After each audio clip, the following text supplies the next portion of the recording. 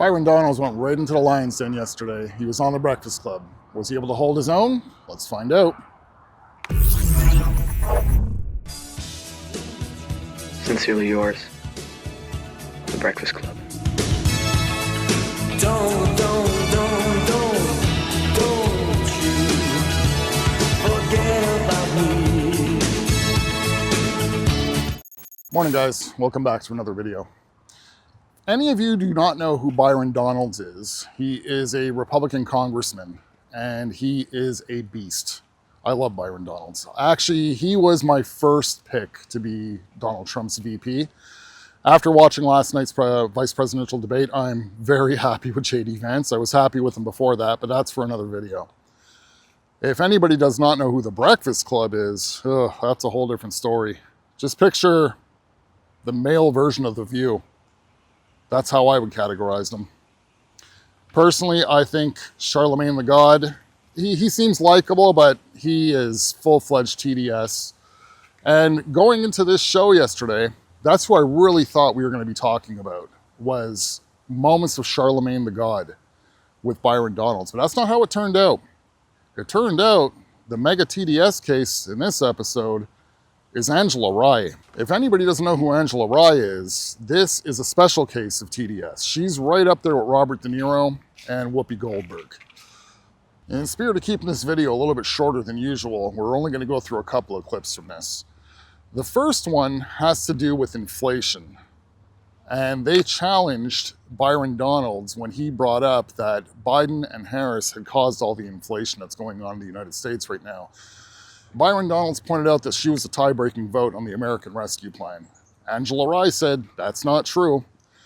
But did Byron bring receipts? Check it out. Are we thriving? Is our members in your state, black folks in your state, I would argue we're thriving? not really thriving right now. This inflation, which by the way was brought to us by Kamala Harris, has really slowed down people from being able to excel. By Kamala? Yes. Vice president. Oh, Charlamagne. It's still the president. Charlamagne, listen, man. When Joe Biden wanted to do his American Rescue Plan, Kamala Harris was the tie-breaking vote in the United States Senate. She broke the tie that started this inflation that has hurt so many people in our country. Everybody listening to your show. It's not true? First of all, it's you sure you want to go there? Tie-breaking vote. You sure you want to go there? Go outside, What you pulling Congressman, out? you go outside. You sure in you your want to go there? district. Okay, let's go there. You had it You pretty got bad. notes. You got notes, Angela Rye. That's fine. I have notes too. I'm gonna give it to The biggest note I Charlamagne. have today I'm gonna give it to Charlamagne. is that on I don't every even want to hold question it. I've asked, Because Angela, hold on now. Go ahead. for every infrastructure project in your community, You can go to should third go page, out just and to highlight a thank portion. Joe Biden and Kamala Harris and the Congress that voted for the American Rescue Plan. Angela, That's what should be happening. Larry Summers wrote an op-ed back in 2021. Larry Summers was the Treasury Secretary for Bill Clinton. He was an economic advisor to Barack Obama. He said that the American Rescue Plan that Joe Biden wanted, that Kamala Harris was the tie-breaking vote in the United States Senate, would create a massive inflation that we have not seen in a generation. Well, guess what? Larry Summers was correct. You know who also was correct, Angela? I was, because I was in the Budget Committee when they brought the bill. And I said in that committee, it's going to cause massive inflation. That's what happened.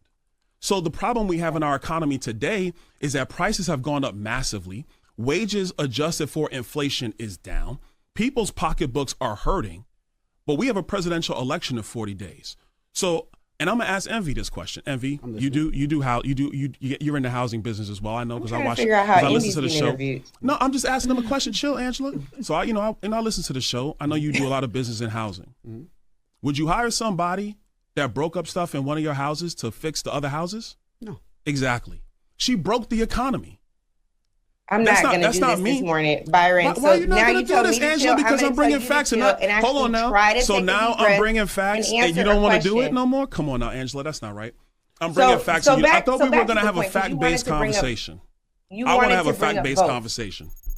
Did you catch that? Once the actual evidence was put right in her face, and he came with paper receipts about this, she wanted nothing to do with it. She just tried to carry on and move forward. That's one of the very common symptoms of TDS in severe cases like this, is when you have pure facts thrown in your face, you just try and deny it like, nope, that doesn't exist.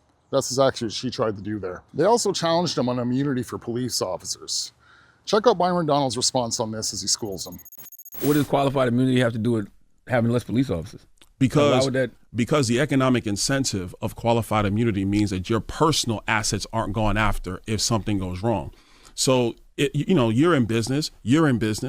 Do you get involved in a project or a deal that leaves you massively exposed financially? You may, depending on your passion for that project, but then you also sit back and think, now, wait a minute, if something goes wrong, I'm going to be held massively liable. Maybe I need to do something. When something goes wrong, we're talking about people getting violently hurt or killed. Yeah, clearly. And I named people that you brushed over. But it's when somebody clearly violates a constitutional right. And when you violate a constitutional right, qualified immunity doesn't apply to you. And that's what I'm talking about. It does not. And Angela, don't do that. It does not. I thought that was the definition. I thought that was the definition. No, it does not. I thought that was the definition. No, it does not. If you carry yourself outside of the confines of your training and the protocols of that department, qualified immunity doesn't apply to you. It does not. That's not true. That is very true. That is very true. That is patently false. It's patently true, and we need to make sure we have that accurate. We cannot make that statement because you have a lot of officers out here who do their job with honor and dignity and respect for the people that they serve. Listen, qualified immunity is a legal doctrine that protects government officials from civil lawsuits when they perform their jobs unless they clearly violate a constitutional right. That's exactly what I'm saying. And what is a violation of that right is when they're outside the norms of their training and the protocols of that department or that agency. But here's the main thing, because we can actually go past qualified immunity because this is the place where you've refused to answer both on Donald Trump's accountability and on the law enforcement that you love so dearly. Right. What we know is that he's seeking full immunity, like the same immunity he now has because of the Supreme Court. Because of the corruption of the Supreme Court, we have now gone beyond civil presidential immunity to criminal presidential immunity. He would like to give that same immunity to law enforcement.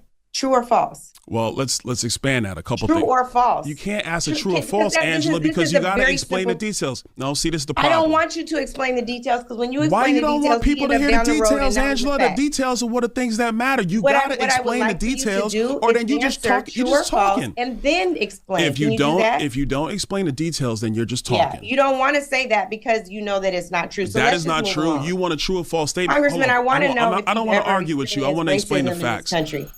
And of course, the usual other stuff came up. Project 2025, how Trump's going to put a nationwide abortion ban and all that other stuff. So like, comment, subscribe if you guys are new. Let the record show, I totally agree with Robert De Niro. I am one of those people that suffer from Trump derangement syndrome. I think he is a threat to democracy. Really? I think that he led an attempted coup in this country. You know, he said he wanted to suspend the Constitution to overthrow the results of an election. At the least, that's just not a patriotic thing to say. I don't believe that. He absolutely said that on Truth Social. I will look that up. He did. He wanted to suspend the Constitution? He said we should suspend the Constitution to overthrow the results of an election. He said it on Truth Social, then said he didn't say it. So I read Project 25. I'm one of those guys that's like,